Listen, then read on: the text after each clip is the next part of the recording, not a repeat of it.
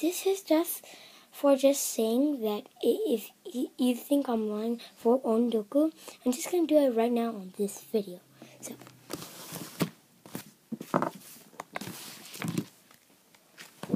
you don't have to do that, Karen. Do your whole thing.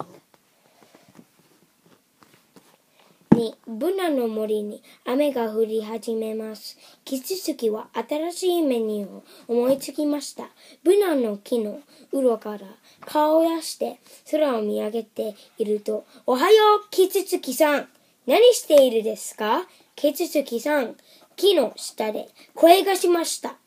見下ろすと、ブナの木の根元にのネズミの家族がみんなでキツツキを見上げています。立ちつぼすミレの葉っぱの傘を肩に担いで上を見上げているので、みんな顔中びっしょ濡れでした。音屋の新しいメニューができたんですよ。キツツキは濡れた頭をブルンと振って言いました。へー。